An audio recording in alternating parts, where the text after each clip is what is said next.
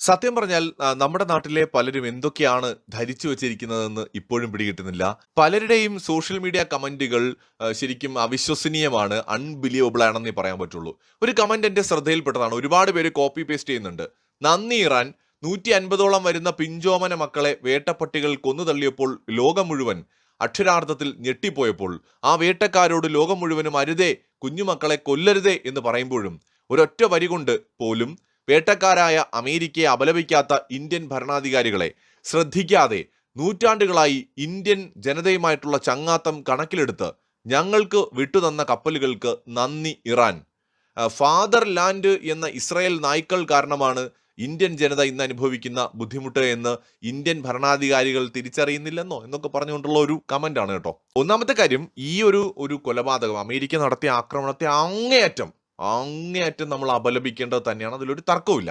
നമുക്ക് ഓരോരുത്തർക്കും അതിൽ അമർഷമുണ്ട്. കുഞ്ഞു മക്കളുടെ ജീവൻ എടുക്കുന്ന ഒരു തരം ആക്രമണങ്ങളോടും നമുക്ക് ഒരു കാലത്തും പൊരുത്തപ്പെടാനും യോജിക്കാനും കഴിയില്ല. അതിന്റെ പുറകിലെ കാരണം ഇനി എന്ത് തന്നെയാണെങ്കിലും യോജിക്കാൻ കഴിയില്ല. അമേരിക്ക എന്ന ചെകുത്താൻ എന്ന് മാത്രമേ അമേരിക്കയെ വിളിക്കാൻ പറ്റുള്ളൂ. അങ്ങനത്തെ ഒരു രാഷ്ട്രത്തിന്റെ പ്രവൃത്തികൾ ഒരിക്കലും നമുക്ക് ന്യായീകരിക്കാനും സാധിക്കില്ല. ഇനി ആ ഒരു കമന്റിൽ പറഞ്ഞ കാര്യങ്ങളിലേക്ക് വന്നു കഴിഞ്ഞാൽ, ഇന്ത്യ ഗവൺമെന്റ് അമേരിക്ക ഒന്നും പറഞ്ഞില്ല എന്നാണ് പറയുന്നത്. ഇന്ത്യ ഗവൺമെന്റ് അമേരിക്ക എന്നല്ല, തൽക്കാലം ലോകത്ത് ഒരു രാജ്യത്തെയും ഒന്നും പറയാൻ ഉദ്ദേശിക്കുന്നില്ല എന്നതാണ് അതിന്റെ കാരണം. അങ്ങനെ ഇന്ത്യ ഗവൺമെന്റ് അമേരിക്കയെ നിശിതമായി വിമർശിക്കുകയാണെങ്കിൽ ഇന്ത്യയും അമേരിക്കയും തമ്മിലുള്ള റിലേഷൻ അതോടെ ഇല്ലാതെയാകും, വളരെ മോശം അവസ്ഥയിലേക്ക് പോകും. ഇന്ത്യയിൽ നിന്നുള്ള കയറ്റുമതിയുടെ മേൽ ചിലപ്പോൾ 500% താരിഫ് ട്രംപ് ചുമത്തിയേക്കാം. ഇന്ത്യയുടെ കച്ചവടക്കാർ അമേരിക്കയിലേക്ക് എക്സ്പോർട്ട് ചെയ്യുന്ന ആളുകളെ അത് ബാധിക്കും, അവിടെ തൊഴിൽ ചെയ്യുന്നവരെ ബാധിക്കും. ഇന്ത്യ അമേരിക്ക റിലേഷൻ മോശമാവുക എന്ന് പറഞ്ഞു കഴിഞ്ഞാൽ ഇന്ത്യക്ക് വലിയ സാമ്പത്തിക ആഘാതം ഉണ്ടാക്കുന്ന ഒരു കാര്യമാണ്. ഈ പറയുന്ന കമന്റ് അടിക്കുന്ന ആരും വിചാരിച്ചാൽ കൂട്ടിയ കൂടുന്ന കാര്യങ്ങളല്ല.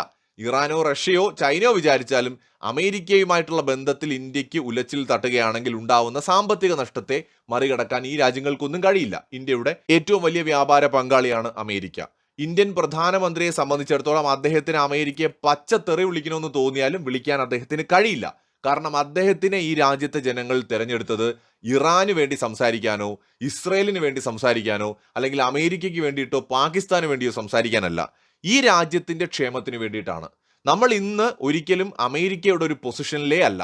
ഇത് ആർക്കാണ് അറിയാത്തത്? നമ്മൾ അമേരിക്കയെ പോലെ സൈനികമായും സാമ്പത്തികമായും ശക്തമാണോ? അല്ല. നമ്മൾ 2047 ഒരു വികസിത രാഷ്ട്രമാകാൻ ആഗ്രഹിച്ചുകൊണ്ട് മുന്നോട്ട് പോകുന്ന ഒരു രാജ്യമാണ്. അമേരിക്കയെ വെല്ലുവിളിക്കാനുള്ള ശക്തി നേടിക്കഴിഞ്ഞിട്ട് നമുക്ക് അമേരിക്കയെ വെല്ലുവിളിക്കുന്നതിനെ കുറിച്ച് ആലോചിക്കാം. തൽക്കാലം നമ്മുടെ രാജ്യത്തിന് ഒരുപാട് ലക്ഷ്യങ്ങളുണ്ട്. ഇവിടെ നമുക്ക് അമേരിക്കയെ ഇറാന് വേണ്ടിയിട്ട് പിണക്കാൻ കഴിയില്ല. ഇതൊരു പക്ഷേ ഇറാനും നന്നായിട്ടറിയാം. നമ്മൾ അമേരിക്കയെ ശത്രുവാക്കിയിട്ട് നമ്മുടെ വളർച്ച മുരടിപ്പിക്കുകയല്ല വേണ്ടത്, മറിച്ച് നമ്മുടെ രാജ്യത്തിന്റെ താല്പര്യങ്ങൾ സംരക്ഷിക്കുക. ഇന്നത്തെ മോദി ഗവൺമെന്റിന്റെ ഇപ്പോഴത്തെ പോളിസി എന്ന് പറയുന്നത് ഇന്ത്യ ഫസ്റ്റ് ആണ്, അല്ലാതെ ഏഷ്യ ഫസ്റ്റ് അല്ല, സൗത്ത് ഏഷ്യ ഫസ്റ്റ് അല്ല, അല്ലെങ്കിൽ വേൾഡ് ഫസ്റ്റ് അല്ല. നമ്മുടെ ഇപ്പോഴത്തെ ഉദ്ദേശം ഇന്ത്യ ഫസ്റ്റ് ആണ്. അപ്പൊ നമ്മൾ ആദ്യം നമ്മുടെ രാജ്യത്തിന്റെ കാര്യം സംരക്ഷിക്കണം, രാജ്യത്തിന്റെ താല്പര്യങ്ങൾക്ക് മുൻഗണന കൊടുക്കണം. അതിനുശേഷം നമുക്ക് ബാക്കിയുള്ള കാര്യങ്ങളിലേക്ക് പോവാം. നമ്മളിവിടെ ഇറാന് വേണ്ടിയിട്ട് അമേരിക്കയുമായിട്ടുള്ള റിലേഷനോ അമേരിക്കയ്ക്ക് വേണ്ടിയിട്ട് ഇറാനുമായിട്ടുള്ള റിലേഷനോ വേണ്ടെന്ന് വെക്കേണ്ട കാര്യമില്ല. ഇറാന്റെ കപ്പലിനും അതിലുള്ള നാവികർക്കും നമ്മൾ അഭയം കൊടുത്തതിലൂടെ നമ്മൾ അമേരിക്കയുടെയും ഭാഗമല്ല എന്ന് വ്യക്തമാക്കിയിട്ടുണ്ട്. ഇറാനുമായിട്ട് നമ്മൾ പ്രത്യേകം ചർച്ച നടത്തി ഡീലുണ്ടാക്കി നമ്മുടെ കപ്പലുകൾക്ക് ഹോർമുസ് കടലിടുക്ക് വഴി വരാനുള്ള സൗകര്യം ഉണ്ടാക്കിയതിലൂടെ അമേരിക്കയുടെ പക്ഷത്തല്ല എന്ന് വ്യക്തമാക്കിയിട്ടുണ്ട്. അമേരിക്ക ഇപ്പോൾ ചൈനയും ലോകരാജ്യങ്ങളെയും ക്ഷണിച്ചിരിക്കുകയാണ് ഹോർമുസ് കടലിടുക്കിൽ ഇറാനെ നേരിടാൻ വേണ്ടിയിട്ട്. അപ്പൊ ഇന്ത്യ പക്ഷേ തനി വഴിയാണ് അക്കാര്യത്തിലും തിരഞ്ഞെടുത്തത്. അപ്പൊ നമ്മൾ ആരുടെയും കൂടെയല്ല. അമേരിക്കയെ പിണക്കാൻ തൽക്കാലം ഇന്ത്യ ആഗ്രഹിക്കുന്നില്ല എന്ന് മാത്രം. ഇനി ഇവിടെ ഇറാൻ ഇന്ത്യയോട് നൂറ്റാണ്ടുകളായിട്ടുള്ള ബന്ധം കൊണ്ട് വിട്ടു എന്നൊക്കെ പറയുന്നവർക്ക് ചരിത്രം അറിയാത്തത് കൊണ്ടാണ്. നിങ്ങൾ ചരിത്രത്തെ വളച്ചൊടിക്കാൻ ശ്രമിക്കരുത്. 1965-ലും 71-ലും നടന്ന ഇന്ത്യ പാകിസ്ഥാൻ യുദ്ധത്തിൽ ഇറാൻ ആരെയാണ് പിന്തുണച്ചത് എന്ന് നോക്കിയാൽ മതി. നൂറ്റാണ്ടിന്റെ കാര്യമൊക്കെ അവിടെ നിൽക്കട്ടെ. ആരെയാണ് പിന്തുണച്ചത്? ഇറാൻ പാകിസ്ഥാനെയാണ് പിന്തുണച്ചത്. പാകിസ്ഥാൻ ആയുധങ്ങളും വിമാനങ്ങളും ഇന്ധനവും നൽകിയിരുന്നു ഇറാൻ. ഇന്ത്യയിലേക്കുള്ള ഇന്ധനത്തിന്റെ വരവിനെ തടയാനും അന്ന് ഇറാൻ ഭരണകൂടം ശ്രമിച്ചിരുന്നു. അതിന്റെ കാരണം ഇറാനിൽ അന്ന് ഷാ ഭരണകൂടമായിരുന്നു. 1947-ൽ ഇന്ത്യയും പാകിസ്ഥാനും രൂപീകൃതമാവുന്നു. ഇന്ത്യ ചേരിചേരാ നയം സ്വീകരിച്ച് സോവിയറ്റിനോട് ചാരി നിന്നു. അതേസമയത്ത് പാകിസ്ഥാൻ അമേരിക്കൻ ചേരിയിലേക്ക് പോകുന്നു. അന്നത്തെ ഇറാൻ ഭരണകൂടവും അമേരിക്കൻ ചേരിയിലാണ്. അതുകൊണ്ട് തന്നെ ഇറാനും പാകിസ്ഥാനും അമേരിക്കയോടൊപ്പം ഒറ്റക്കെട്ടായിട്ട് നിന്നു. ഇന്ത്യ പാകിസ്ഥാൻ യുദ്ധം നടന്നപ്പോഴൊക്കെ അതുകൊണ്ട് തന്നെ ആ സമയത്ത് ഇറാൻ പാകിസ്ഥാനെയാണ് പിന്തുണച്ചത്. ഷാ ഭരണകൂടം നിലനിന്ന കാലത്ത് പാകിസ്ഥാന്റെ കശ്മീർ വാദങ്ങളെയും ഇറാൻ പിന്തുണച്ചിരുന്നു. അതായത് ഇന്ത്യക്കെതിരായ നിലപാടാണ് എടുത്തത്. ഇന്ത്യയുമായിട്ട് നയതന്ത്ര ബന്ധമൊക്കെ പുലർത്തി വന്നിരുന്നുവെങ്കിലും അവർക്ക് താല്പര്യം പാകിസ്ഥാനോടായിരുന്നു. പിന്നെ എന്നാണ് ഇത് മാറിയത്? 1979 ഇറാനിലെ ഷാ ഭരണകൂടം വീണ് ഇസ്ലാമിക് റിപ്പബ്ലിക് അവിടെ ആരംഭിച്ചതിന് ശേഷമാണ് യഥാർത്ഥത്തിൽ ഇറാൻ എന്ന് പറയുന്ന രാജ്യം ഇന്ത്യയുമായിട്ടുള്ള ഒരു സൗഹൃദപരമായ ബന്ധത്തിന് തുടക്കമിടുന്നത്. എന്നിട്ടും ഇന്ദിരാഗാന്ധി അടക്കമുള്ള ഇന്ത്യൻ ഭരണാധികാരികളുടെ കാലത്ത് ആ റിലേഷനിൽ വലിയ പുരോഗതിയൊന്നും ഉണ്ടായില്ല. പിന്നെ എപ്പോഴാണ് ഉണ്ടായെന്നറിയോ? കോൺഗ്രസ്സുകാർക്ക് കണ്ണെടുത്ത കണ്ടുകൂടാത്ത അവർ എഴുതിത്തള്ളിയ ഒരു നേതാവുണ്ട് അവർക്ക്. അതാണ് നരസിംഹറാവു, ഇന്ത്യയുടെ സാമ്പത്തിക പുരോഗതികൾക്ക് തുടക്കമിട്ട പ്രധാനമന്ത്രി. നരസിംഹറാവുവിന്റെ കാലത്താണ് ശരിക്കും ഇന്ത്യ ഇറാൻ ബന്ധം മെച്ചപ്പെടാൻ ആരംഭിക്കുന്നത്. 1993 പ്രധാനമന്ത്രി PV നരസിംഹറാവു ഇറാനിൽ സന്ദർശനം നടത്തിയത് നമ്മൾ ഇതിനോട് കൂട്ടി വായിക്കണം. മാത്രമല്ല 1994 UN പാകിസ്ഥാൻ ഇന്ത്യക്കെതിരെ കൊണ്ടുവന്ന കശ്മീർ പ്രമേയത്തെ പരാജയപ്പെടുത്താൻ ഇറാൻ ഇന്ത്യയെ സഹായിച്ചത് വലിയൊരു വഴിത്തിരിവായി. അതായത് ശരിക്കും നരസിംഹറാവുവിന്റെ കാലത്താണ് ഇന്നത്തെ ഇന്ത്യ ഇറാൻ സൗഹൃദത്തിനൊക്കെ തുടക്കമാവുന്നത് എന്ന് പറഞ്ഞ് നരസിംഹറാവുമല്ല ഇന്ത്യ ഇറാൻ ബന്ധത്തിനെ ഇന്നീ കാണുന്ന നിലയിലോട്ട് എത്തിച്ചത്. അവിടെയാണ് സോഷ്യൽ മീഡിയയിൽ പച്ചക്കള്ളമാണ് പ്രചരിക്കുന്നത് എന്ന് പറയേണ്ടി വരുന്നത്. എല്ലാവരും എതിർക്കുകയും വിമർശിക്കുകയും ചെയ്യുന്ന BJP ഭരണകൂടം 2001 അടൽ ബിഹാരി വാജ്പേയി ഇന്ത്യൻ പ്രധാനമന്ത്രിയായിട്ടിരിക്കുന്ന സമയത്ത് നടന്ന ടെഹ്റാൻ പ്രഖ്യാപനവും 2003 ന്യൂഡൽഹി പ്രഖ്യാപനവുമാണ് ഇന്ത്യ ഇറാൻ ബന്ധത്തെ തന്ത്രപരമായ പങ്കാളിത്തം അഥവാ സ്ട്രാറ്റജിക് പാർട്ട്ണർഷിപ്പിലേക്ക് മാറ്റുന്നത്. ഈ 2003 പ്രഖ്യാപനത്തിലാണ് ഇറാനിൽ ഇന്ത്യക്കുണ്ട് എന്ന് പറയുന്ന തുറമുഖമുണ്ടല്ലോ, ചബഹാർ തുറമുഖം, ആ തുറമുഖ കരാറ് ഒപ്പിടുന്നത് 2003 2003 ഇന്ത്യ ഭരിക്കുന്നത് അടൽ ബിഹാരി വാജ്പേയി ആണ്. 2003 ആ സമയത്ത് ഒപ്പിട്ട ഇന്ത്യ ഇറാൻ ആ ഒരു ചബഹാർ പോർട്ടിന്റെ എഗ്രിമെന്റ് പിന്നീട് വന്ന 1-2 UPA സർക്കാരിന്റെ കാലത്ത് അലമാരയിൽ വെച്ച് പൂട്ടി വയ്ക്കുകയാണ് ചെയ്തത്. കാരണം അമേരിക്കയും പാശ്ചാത്യ ലോകത്തെയും എതിർത്തുകൊണ്ട് അങ്ങനെ ഒരു തീരുമാനമെടുക്കാനുള്ള ധൈര്യം 1-2 UPA സർക്കാർ കാണിച്ചില്ല എന്ന് തോന്നുന്നു. എന്തായാലും അവരതിന് പോയില്ല. ആലോചിച്ച് നോക്കണം, ഇന്ന് പല കോൺഗ്രസ് അനുകൂലികളായിട്ടുള്ള ആൾക്കാരും കമന്റുകൾ ഇടുന്നത് ഞാൻ കണ്ടിരുന്നു. അതായത് ഇറാനുമായിട്ട് നൂറ്റാണ്ടുകളായിട്ടുള്ള ബന്ധമുണ്ട്, UPA സർക്കാർ ഉണ്ടാക്കിയ ബന്ധമാണ് മോദി കൊണ്ട് ഇല്ലാതാക്കിയതെന്നൊക്കെ. പച്ചക്കള്ളമല്ലേ നിങ്ങൾ പറയുന്നത്? ശരിക്കും 2003 വാജ്പേയി ഇറാന്റെ അന്നത്തെ പ്രസിഡന്റുമായിട്ട് നടത്തിയ കൂടിക്കാഴ്ച, പിന്നീട് ഇന്ത്യയിലേക്ക് അദ്ദേഹത്തെ ക്ഷണിക്കുന്നു, അദ്ദേഹം ഇന്ത്യയിലെത്തുന്നു, ഇവിടെ വച്ച് നടന്ന ന്യൂഡൽഹി പ്രഖ്യാപനം, ഈ സമയത്താണ് ഇന്ത്യ ഇങ്ങനൊരു പോർട്ടിന് തുടക്കമിടുന്നത്. അത് കഴിഞ്ഞിട്ട് 2016 ഇന്ത്യൻ പ്രധാനമന്ത്രി നരേന്ദ്രമോദിയും ഇറാന്റെ പ്രസിഡന്റ് ആയിരുന്ന ഹസൻ റുഹാനിയും ചേർന്നുകൊണ്ട് ദീർഘകാലത്തെ അനിശ്ചിതത്വങ്ങൾക്ക് ശേഷം 2016 ചബഹാർ തുറമുഖ പ്രോജക്റ്റിനായിട്ട് $500 ദശലക്ഷം കരാർ ഒപ്പുവെക്കുന്നത്. അത് മാത്രമല്ല, ഇന്ത്യ, ഇറാൻ, അഫ്ഗാനിസ്ഥാൻ എന്നീ 3 രാജ്യങ്ങൾ ചേർന്ന് ഒരു ട്രാൻസിറ്റ് ഇടനാഴി കൂടി 2016 നരേന്ദ്രമോദി ഗവൺമെന്റിന്റെ കാലത്ത് പ്രഖ്യാപിക്കപ്പെട്ടു. അതായത് 1-2 UPA സർക്കാരിന്റെ കാലത്ത് പൂട്ടി വച്ചിരുന്ന ഒരു എഗ്രിമെന്റ് നരേന്ദ്രമോദി വന്നിട്ട് വീണ്ടും അത് ചർച്ചയിലേക്ക് കൊണ്ടുവരികയും അത് പ്രാവർത്തികമാക്കുകയും ചെയ്തു.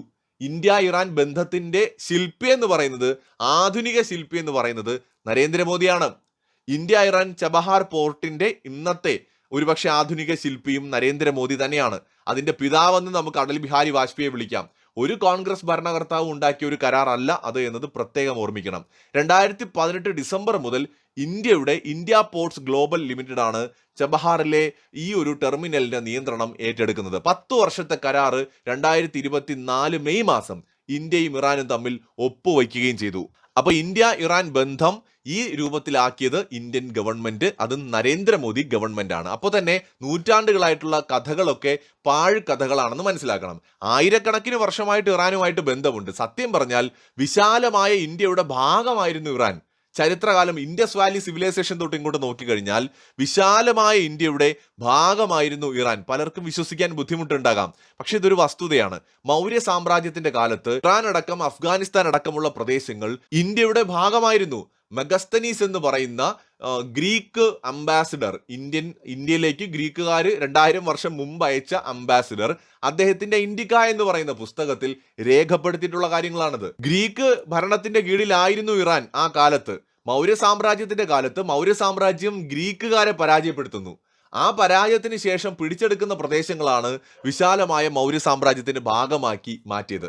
അപ്പോൾ ഇറാൻ എന്ന് പറയുന്നത് ഇന്ത്യയുടെ ഭാഗമായിരുന്നു. ഈ മൗര്യ സാമ്രാജ്യത്തിന് മുമ്പും അതിന് ശേഷവുമൊക്കെ ഈ ഇന്നത്തെ ഇറാനും ഇന്നത്തെ അതിർത്തികളുമല്ല 2000 വർഷം മുമ്പ്.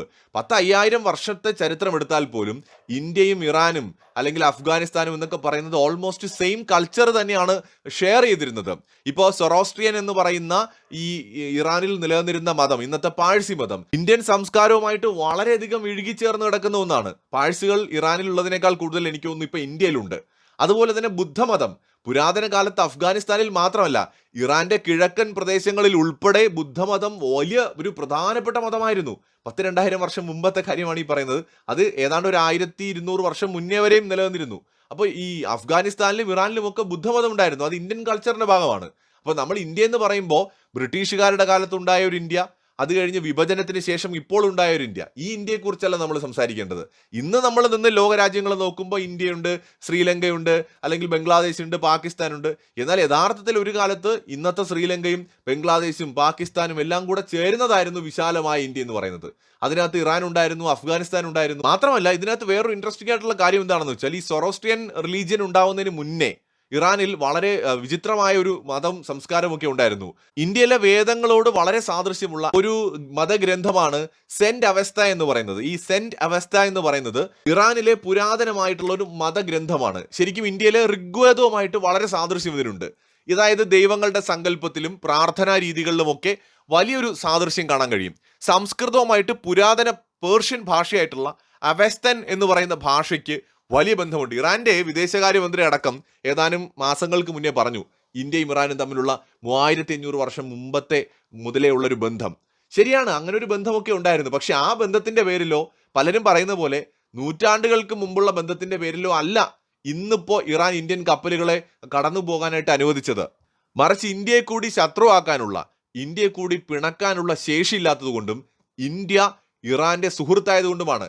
ഇനിയിപ്പോൾ ഇറാൻ ഇന്ത്യയെ കൂടി ശത്രു ആക്കുന്നു എന്ന് കരുതുക, ഇന്ത്യൻ കപ്പലുകളെ കൂടി കടന്നു പോകാൻ അനുവദിച്ചില്ല എങ്കിൽ ഇന്ത്യൻ നേവിക്ക് നോക്കി നിൽക്കാൻ പറ്റുമോ? നമുക്ക് എണ്ണ കൊണ്ടുവരേണ്ട നമ്മുടെ ആവശ്യമാണ്. ഇറാൻ അതിന് തടസ്സമായി നിന്നാൽ ഇന്ത്യക്ക് ഇറാനെതിരെ തിരിയേണ്ടി വരും. എത്ര കാലം നമ്മുടെ ജനങ്ങൾ പട്ടിണി കിടക്കും? പാചകവാതകമില്ലാതെ എത്ര കാലം നമുക്ക് മുന്നോട്ട് പോകാൻ കഴിയും? മുന്നോട്ട് പോകാൻ പറ്റില്ല. അങ്ങനെ വരുമ്പോൾ അമേരിക്ക വിചാരിക്കുന്ന കാര്യം നടക്കും. ഇന്നിപ്പോൾ ചൈനയൊക്കെ വിളിച്ചിട്ടുണ്ടല്ലോ അമേരിക്ക. അമേരിക്ക ആഗ്രഹിക്കുന്നത് ലോകരാജ്യങ്ങൾ അമേരിക്കയുടെ കൂടെ നിന്ന് ഇറാനെ ഇല്ലാതാക്കണമെന്നാണ്. ഇറാൻ ഇങ്ങനെ ഹോർമുസ് കടലിടുക്കിനെ തടഞ്ഞു വെക്കുകയാണെങ്കിൽ, കപ്പലുകളെ തടയുകയാണെങ്കിൽ കൂടുതൽ രാജ്യങ്ങൾ ഇറാനെതിരെ രംഗത്ത് വരും. അപ്പൊ ഇന്ത്യ കൂടി അങ്ങനെ പോയി കഴിഞ്ഞാൽ അത് താങ്ങാനുള്ള ശേഷി ശരിക്കും നമ്മുടെ ഇറാൻ ഭരണകൂടത്തിനില്ല. മറ്റൊന്ന്, ഇന്ത്യ അങ്ങനെ ശത്രുവാക്കാൻ അവർ ആഗ്രഹിക്കുന്നുമില്ല. ഏഷ്യയിലെ വളരെ പ്രധാനപ്പെട്ട ഒരു ശക്തിയാണ് ഇന്ത്യ. ഇന്ത്യയെ പിണക്കിക്കൊണ്ട് ഇറാൻ ഒരിക്കലും നിലനിൽക്കാൻ പറ്റില്ല എന്ന് അവർക്കറിയാം. മറ്റേത് ഓൾറെഡി അവർക്ക് ശത്രുക്കളുണ്ട്. അപ്പൊ ഇന്ത്യ കൂടി ആ കൂട്ടത്തിലേക്ക് വന്നു കഴിഞ്ഞാൽ ഇറാനെ കൊണ്ട് കൂട്ടിയാൽ കൂടില്ല. അതുകൊണ്ടാണ് ഇറാൻ ഇന്ത്യൻ കപ്പലുകൾക്ക് കടന്നു പോകാൻ അവസരം നൽകുന്നത്. മറ്റൊരു കാര്യം, ഇന്ത്യൻ പ്രധാനമന്ത്രിയുടെ ഒറ്റ ഫോൺ കോളാണ്. ആ ഫോൺ കോളിൽ എന്താണ് സംസാരിച്ചത് നമുക്കറിയില്ല. ഇത് ഔദാര്യമൊന്നുമല്ല, ഇത് ഇങ്ങനെയാണ്. നമ്മുടെ രാജ്യത്തിന്റെ താല്പര്യങ്ങൾ നേടിയെടുക്കാൻ നമ്മൾ ഏതറ്റം വരെയും പോകും. ഇറാന്റെ നിലനിൽപ്പിന് വേണ്ടിയിട്ട് അവരുടെ മാക്സിമം അവരും ചെയ്യും. അപ്പൊ ഇന്ത്യ ഗവൺമെന്റിന്റെ ലക്ഷ്യം എന്താണ്? ഇന്ത്യൻ ജനതയുടെ ക്ഷേമമാണ്. മോദി സർക്കാരിനെ തെരഞ്ഞെടുത്തത് ലോകരാജ്യങ്ങൾ വോട്ട് ചെയ്തിട്ടല്ല, ഈ രാജ്യത്തെ ജനങ്ങൾ വോട്ട് ചെയ്തിട്ടാണ്. അപ്പോൾ നമ്മുടെ ജനങ്ങളെ പ്രൊട്ടക്ട് ചെയ്യാൻ വേണ്ടിയിട്ട് ഏതറ്റം വരെയും പോകാനായിട്ട് ഇന്ത്യൻ ഗവൺമെന്റ് തയ്യാറാവും. വേണ്ടി വന്നാൽ ഇറാനെ ആക്രമിക്കാനും ഇന്ത്യ മടിച്ചു എന്ന് വരില്ല. കാരണം നമ്മുടെ എനർജി നമുക്ക് സെക്യൂർ ചെയ്യാൻ പറ്റുന്നില്ല. ഇന്ത്യയുടെ ഒരു കപ്പൽ ആക്രമിക്കപ്പെടുകയാണ്, അല്ലെങ്കിൽ തുടർച്ചയായിട്ട് ഇന്ത്യൻ കപ്പലുകൾ ആക്രമിക്കപ്പെടുകയാണെങ്കിൽ ഇറാനെതിരെ ഇന്ത്യക്ക് യുദ്ധം പ്രഖ്യാപിക്കേണ്ടി വരും. നമ്മൾ അങ്ങനെ ഒരു അവസ്ഥയിലേക്ക് അത് കൊണ്ടുവന്നെത്തിക്കും. ഇന്ത്യയുടെ സൗഹൃദ രാജ്യമാണ് ഇറാൻ. അതുകൊണ്ടാണ് ആ സൗഹൃദത്തിന്റെ കാര്യം എടുത്തു പറഞ്ഞത്. അല്ലാതെ നൂറ്റാണ്ടുകൾക്ക് മുമ്പിലെ കാരണം കൊണ്ട് അങ്ങ് നന്ദി സൂചകമായി ഇങ്ങനെയൊന്നും അല്ല ജിയോ പൊളിറ്റിക്സ് വർക്ക് ചെയ്യുന്നത്. ഓരോ രാജ്യങ്ങൾക്കും അവരവരുടെ താല്പര്യങ്ങളാണ് പ്രധാനം. അല്ലാതെ നമുക്ക് ഇന്ത്യൻ പ്രധാനമന്ത്രി പ്രതികരിക്കാത്തതിന് കാരണങ്ങളുണ്ട്. അമേരിക്കയെ നമ്മൾ പിണക്കാൻ ആഗ്രഹിക്കുന്നില്ല. നിങ്ങളുടെ സുഹൃത്തിനോട് നിങ്ങൾ മോശമായി പെരുമാറിയാൽ അയാൾ പിന്നെ നിങ്ങളുടെ സുഹൃത്തായിട്ട് തുടരുമോ? ഒരിക്കലുമില്ല. നമ്മൾ ഒരാളെടുത്ത് മുഷിഞ്ഞ് സംസാരിച്ചു കഴിഞ്ഞാൽ ആ ബന്ധം അവിടെ തീർന്നു. അതുപോലെ നമ്മൾ അമേരിക്കയെ കുറ്റപ്പെടുത്തി കഴിഞ്ഞാൽ ഇന്ത്യ അമേരിക്ക നയതന്ത്ര ബന്ധത്തെ അത് ബാധിക്കും. നമ്മളത് ആഗ്രഹിക്കുന്നില്ലെന്നേ. നമ്മുടെ ഏറ്റവും വലിയ കസ്റ്റമറാണ് അമേരിക്ക. ഇന്ത്യയുടെ എക്കണോമിക് ഗ്രോത്തിന് അമേരിക്ക വേണം, നമ്മുടെ ടെക്നോളജിക്കൽ അഡ്വാൻസ്മെന്റിന് അമേരിക്ക വേണം. അതുകൊണ്ട് നമ്മൾ അമേരിക്കയെ പിണക്കുന്നില്ല എന്ന് മാത്രമേ ഉള്ളൂ. അമേരിക്ക ചെയ്തതിനോട് നമുക്ക് യോജിപ്പാണെന്ന് അതിന് അർത്ഥമില്ല. ഇന്ത്യയിലെ മെജോറിറ്റി ജനങ്ങളും അമേരിക്കയെ തെറി വിളിക്കുന്നുണ്ട് ഈ കാര്യത്തിൽ. പക്ഷെ ഗവൺമെന്റിനെ സംബന്ധിച്ചിടത്തോളം റെസ്പോൺസിബിലിറ്റിയോടെ മാത്രമേ ഈ കാര്യത്തിലൊക്കെ ഇടപെടാനും പെരുമാറാനും കഴിയൂ. പ്രധാനമന്ത്രി ഇറാന്റെ പ്രസിഡന്റിനെ വിളിച്ചപ്പോൾ അനുശോചനം അറിയിച്ചിട്ടുണ്ട്, ഞെട്ടൽ രേഖപ്പെടുത്തിയിട്ടുണ്ട്, ഇന്ത്യയുടെ ദുഃഖം അറിയിച്ചിട്ടുണ്ട്. ആ കുട്ടികൾക്ക് നേരെ നടന്ന ആക്രമണത്തിൽ. ഇവിടെ പലരും തള്ളിമറിക്കുന്ന പോലെ മുൻ ഭരണാധികാരികൾ ചെയ്തു വെച്ച നയതന്ത്ര ബന്ധത്തിന്റെ പേരിൽ എന്തോ ഒലക്ക നടന്നു എന്നൊക്കെ പറഞ്ഞു കഴിഞ്ഞാൽ ആ മുൻ ഭരണാധികാരി അടൽ ബിഹാരി വാജ്പേയി ആണ്. ആ മുൻ ഭരണാധികാരി കോൺഗ്രസ്സുകാർ ഒരിക്കലും അംഗീകരിക്കാത്ത, ഇന്ന് തള്ളിപ്പറയുന്ന, വെറുക്കുന്ന നരസിംഹറാവു ആണ്. ആ ഭരണാധികാരി പ്രധാനമന്ത്രി നരേന്ദ്രമോദിയാണ്. ഇവര് മൂന്നുപേരുമാണ് ഇന്ത്യ അല്ലെങ്കിൽ ഇറാൻ ബന്ധത്തിന്റെ ശില്പികൾ എന്ന് പറയുന്നത്. ഇതിനകത്ത് നെഹ്റു കുടുംബമില്ല. ഇനി മാത്രവുമല്ല, ഏതാനും പതിറ്റാണ്ടുകൾക്ക് മുമ്പ് വരെ പാകിസ്ഥാനെ പിന്തുണച്ചിരുന്ന ഒരു രാജ്യമാണ് ഇറാൻ. ഇന്ത്യയുടെ ആജീവനാന്ത സുഹൃത്തൊന്നും ആയിരുന്നില്ല. ഇതും കൂടി പറയണം. ഇതൊന്നും മറച്ചു വെക്കാൻ പറ്റില്ല. പല സഹോദരന്മാരും വിചാരിച്ചു വെച്ചിരിക്കുന്നത് ഈ പോർട്ട് വരെ ഉണ്ടാക്കിയത് UPA സർക്കാരിന്റെ കാലത്താണെന്നാണ്.